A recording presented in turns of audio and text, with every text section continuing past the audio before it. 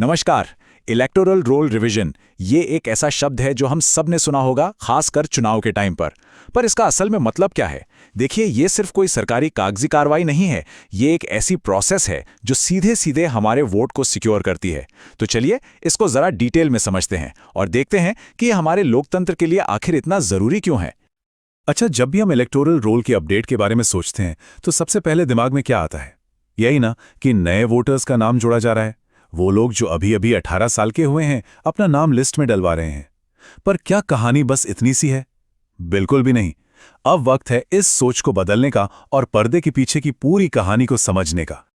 तो चलिए सीधे मुद्दे पर आते हैं। ये जो पूरी प्रक्रिया है, ये सिर्फ नए नाम जोड़ने के बारे में है ही नहीं। इसको ऑफिशियली कहा जाता है समरी इंटेंसिव रिवीजन, या शॉर्ट में कहें तो SIR। और इसका काम लिस्ट को सिर्फ बड़ा करना नहीं है, बल्कि इससे कहीं ज्यादा गहरा और जरूरी है। तो इस रिवीजन का आखिर मतलब क्या है? इसको ऐसे समझिए कि ये इलेक्टोरल रोल के लिए एक डीप क्लीन प्लस अपडेट जैसा है। ये 2 स्टेप वाली प्रोसेस है। पहले पुरानी और गलत इन्फॉर्मेशन को हटाया जाता है और उसके बाद ही नई और एकदम करेक्ट जानकारी जोड़ी जाती है।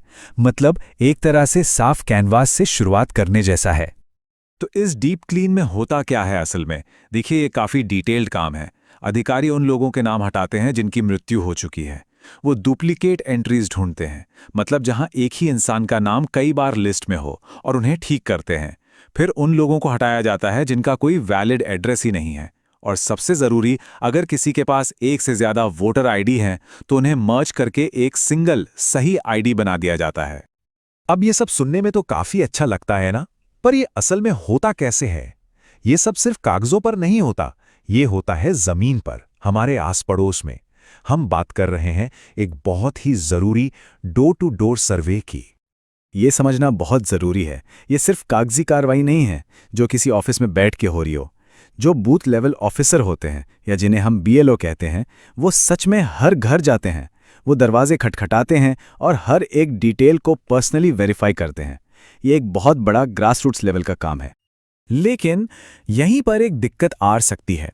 ज़रा सोचिए, BLO वेरिफिकेशन के लिए रजिस्टर्ड एड्रेस पर आया, पर उस दिन घर पर कोई नहीं है, सब काम पर गए हैं या बाहर हैं। ऐसे में क्या होगा? स्टेटस मार्क हो जाएगा नॉट फाउंड, यानी नहीं मिला, और बस अचानक से किसी का भी नाम लिस्ट से हटाए जाने का खतरा पैदा हो जाता है। तो फिर इस खास SIR पीरियड का इंतजार क्यों किया जाता है? देखिए, फर्क बहुत बड़ा है। नॉर्मल टाइम में वेरिफिकेशन धीमा हो सकता है, लेकिन SIR पीरियड के दौरान पूरी प्रोसेस एकदम फास्ट ट्रैक हो जाती है। एप्लीकेशंस बहुत तेजी से प्रोसेस होती हैं। रिजेक्शन रेट भी कम हो जाता है, क्योंकि अधिकारी एक्टिव होकर मामलों को फॉलो अप कर रहे होते हैं। और फिजिकल वेरिफिकेशन तो स्टैंडर्ड प्रैक्टिस होती है, कोई एक्सेप्शन नहीं। यही वजह है कि ज्यादातर लोग अपने वोटर डिटेल्स को अपडेट करने के लिए इस सुनहरे मौके का इंतजार करते हैं। ठीक है, तो हमने प्रोसेस तो देख लिया, पर चलिए एक कदम पीछे हटते हैं। ये सब किया क्यों जाता है? इतनी मेहनत क्यों? क्योंकि ये सिर्फ एक एडमिनिस्ट्रेटिव काम नहीं है, ये हमारे लोकतंत्र की नींव से जुड़ा हुआ है। स्क्रीन पर जो नंबर दिख रहा है 0, ये इलेक्शन कमीशन के एक बहुत बड़े और एम्बिशियस गोल को दिखाता है।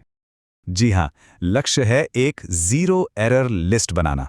मतलब एक ऐसी इलेक्टोरल रोल जिसमें एक भी गलती ना हो। जरा सोचिए, एक पूरी तरह से परफेक्ट एक्यूरेट लिस्ट, ये वाकई एक बहुत बड़ा टारगेट है। और 0 एरर का असल में मतलब क्या है?